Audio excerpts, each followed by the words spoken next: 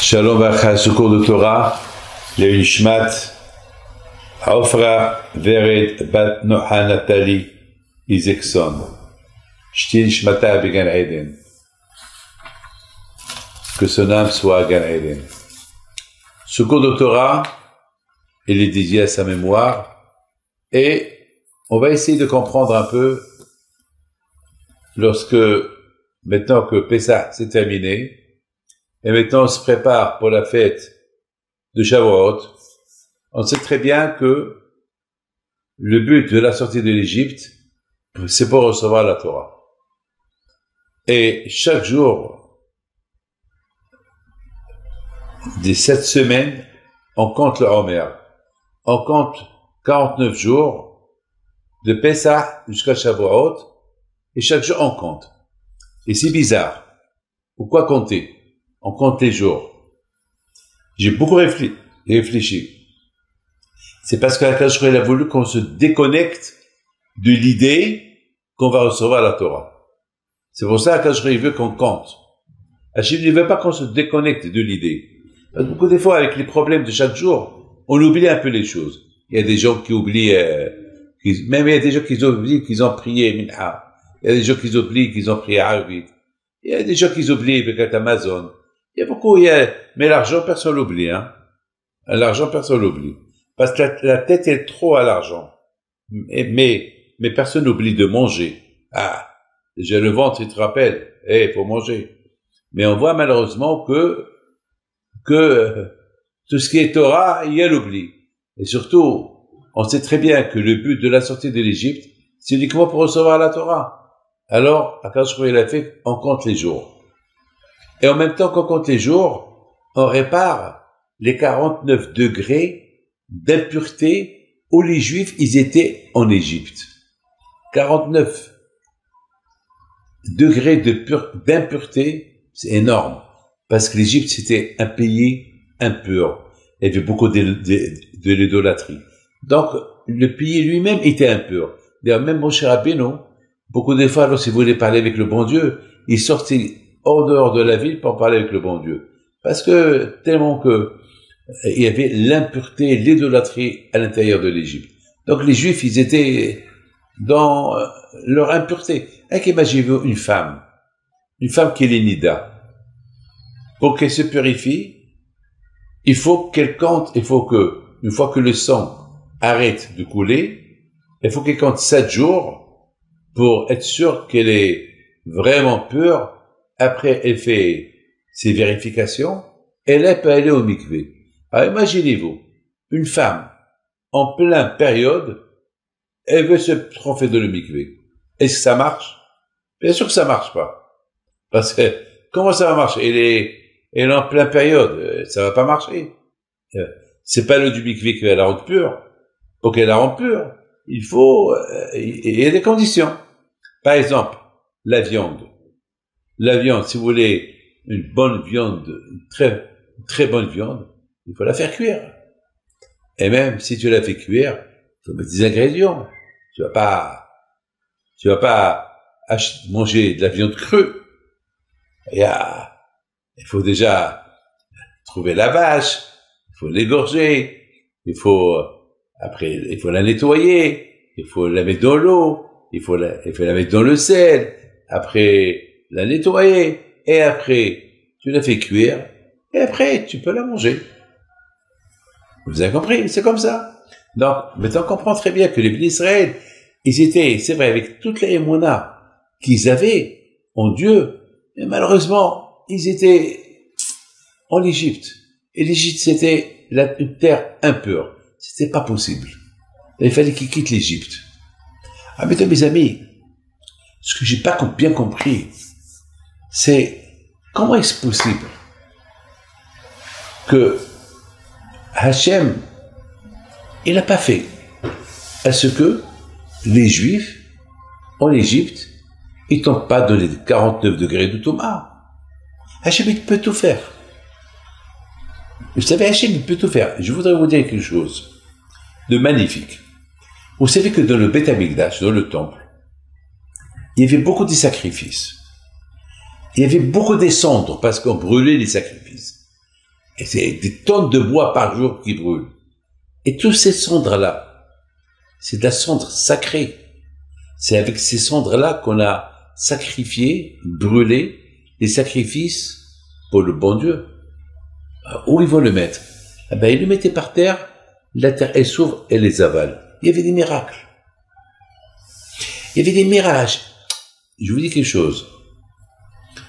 Moi, une fois, j'étais à Essaouira.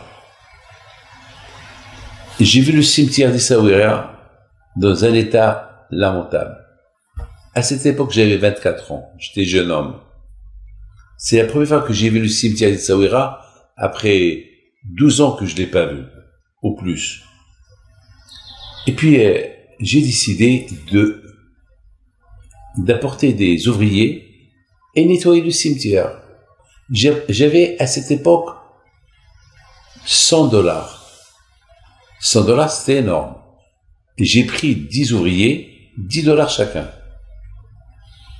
Mais j'avais de l'autre côté un billet de $10 pour prendre le bus pour aller à Casablanca le soir. Et le soir, vraiment les ouvriers marocains, ils ont fait un beau travail. Je les ai payés tous. Et au moment que je voulais partir, il y a un monsieur qui vient, me dit, Rabbi David, on s'est trompé, on n'était pas 10, on était 11. Je dis, ah bon? Alors, ben, le 11e, on l'a pas payé. Alors, j'avais un billet de $10.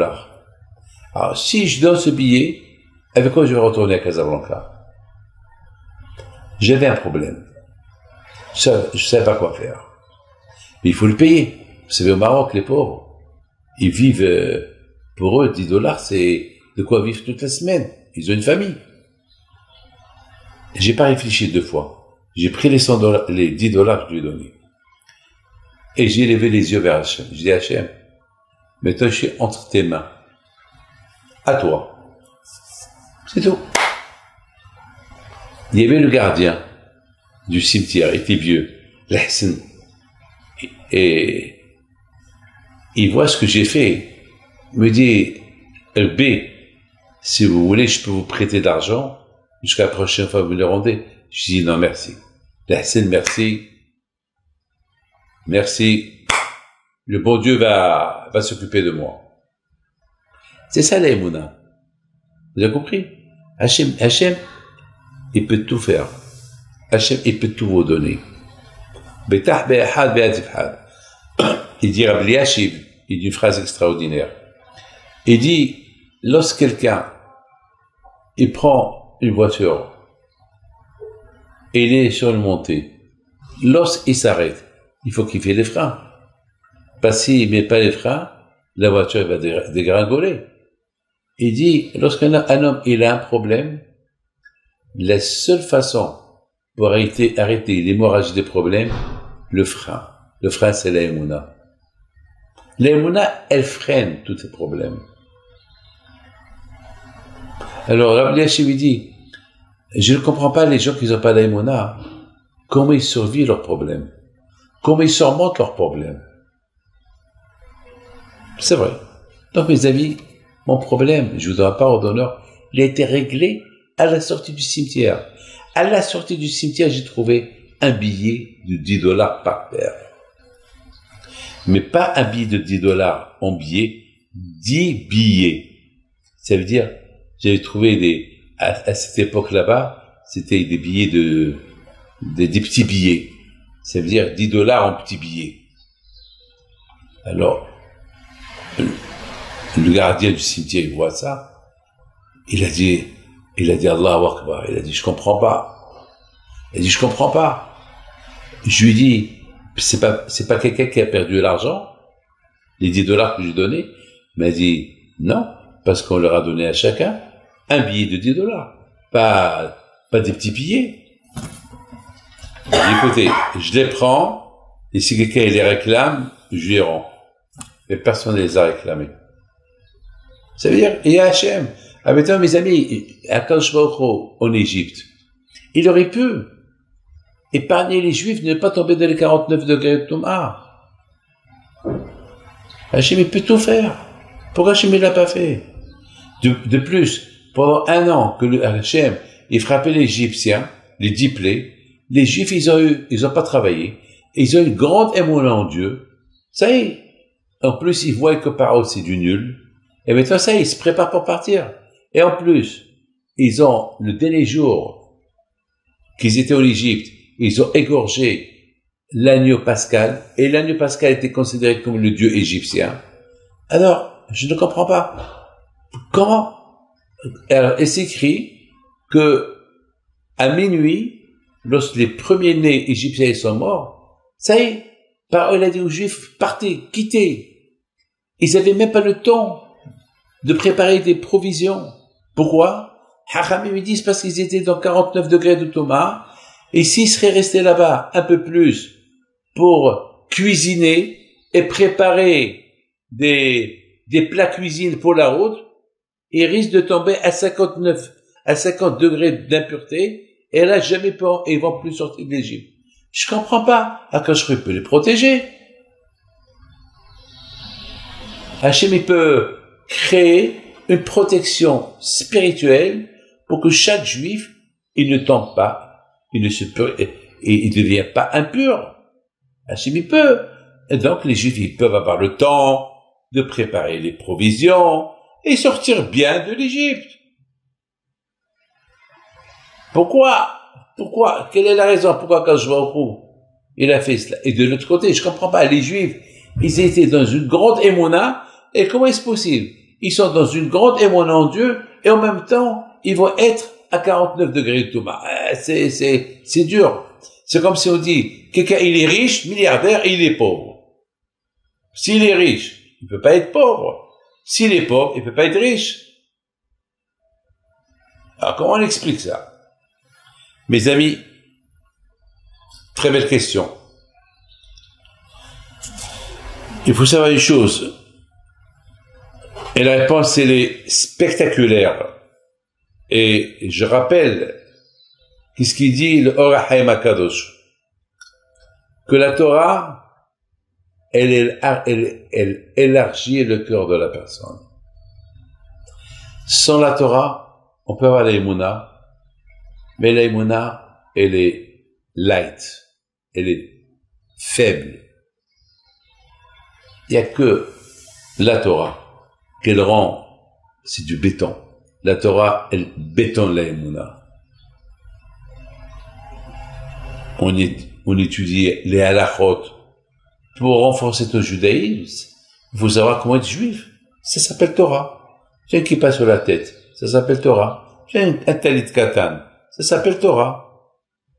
Tu fais ta prière. Ça s'appelle Torah. Torah, c'est pas ouvrir un livre et tu étudies toute la journée. Bien sûr, si tu le fais, c'est bien. Mais la Torah, tu vis ta vie selon la Torah. Ça s'appelle Torah. Les Juifs, ils leur manquaient ça.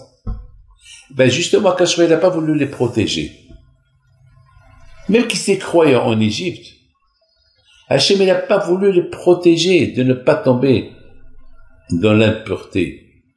Pourquoi? Parce que Hachem a voulu qu'ils apprennent que rien qu'avec la Torah on est protégé. Avec la Torah, tu peux habiter là où tu veux. Tu peux habiter dans une ville où il y a l'idolâtrie et la Torah te protège. Mais sans la Torah, tu es en danger. Il n'y a que la Torah qui peut te protéger. On raconte sur Rabbi Ibn Attar, alav shalom, une fois il était en voyage, il a été agressé par un lion. Un lion qui vient vers lui, dans le désert.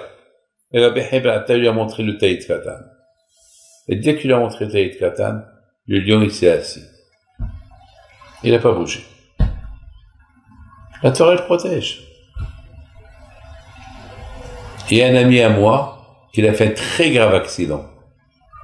Et je me rappelle qu'une semaine avant, il m'a dit qu'il met les 2 tefilines. Parce qu'il y a beaucoup des juifs qui sont un peu plus religieux. Ils ne mettent pas une seule paire de tefilines, ils mettent 2. Ils ne sont pas obligés, mais s'ils veulent, ils peuvent. Alors je lui dis, est-ce que tu portes le Taït Katan? Il me dit non. Je dis, ah, comment? Tu mets 2 paires de tchilines parce que je veux te sentir plus religieux, mais tu n'as pas le taïd katan. C'est en contradiction. Il m'a dit, alors je savais pas. Je commençais à la mettre. J'ai dit, d'accord, mais là, samedi soir, il a fait un grave accident. 2 personnes qui étaient avec lui, ils sont morts. Et lui, il est resté vivant. La police, elle l'a enlevé de la voiture, elle a vu le talit qui couvrait sa tête. Et la police elle-même lui a dit, on dirait que ça, cette petite chemise là, elle t'a protégé la tête, on ne comprend pas, parce qu'on l'a trouvé autour de ta tête. Donc, vous voyez mes amis que Akadosh Baruch Hu, il n'a pas voulu protéger les Juifs de ne pas tomber à 49 degrés de Thomas en Égypte, parce qu'Hachem il a voulu leur dire, vous n'avez pas encore la Torah.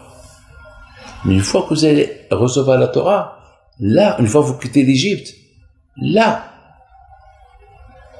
la Torah va vous protéger. Mais c'est important que le Juif, il sait que sans Torah, il n'est pas protégé.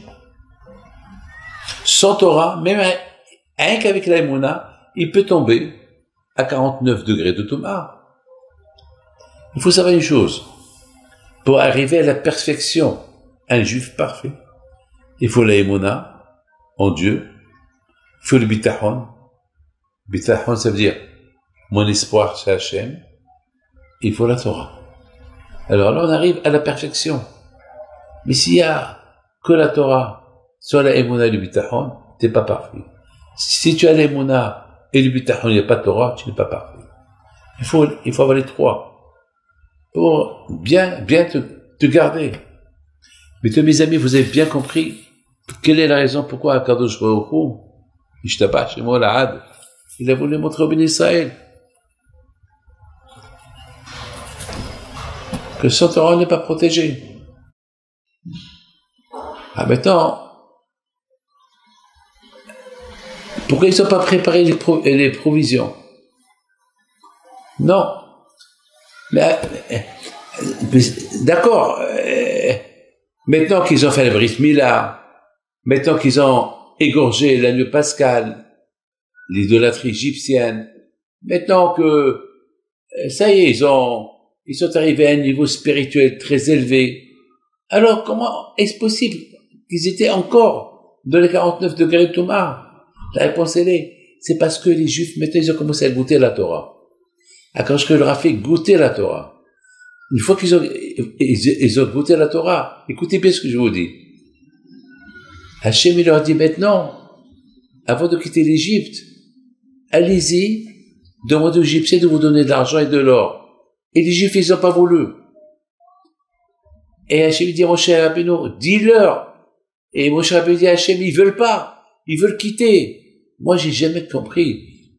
Tu proposes à un Juif de l'argent, il est heureux d'accepter. Pourquoi cela, ils n'ont pas voulu l'accepter? Parce qu'ils ont commencé à goûter la Torah.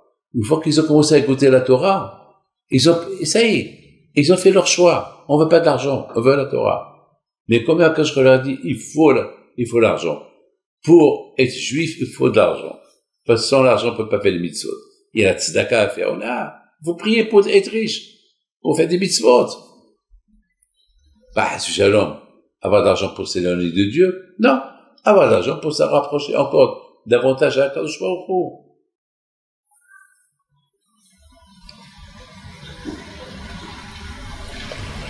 Je vais vous donner une raison extraordinaire.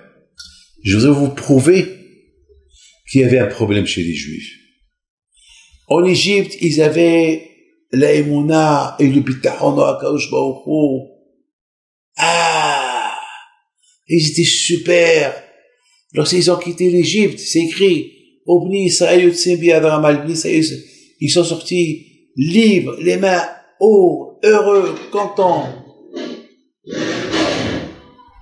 Mais, lorsqu'ils ont vu l'Égyptien derrière eux, ils ont eu peur.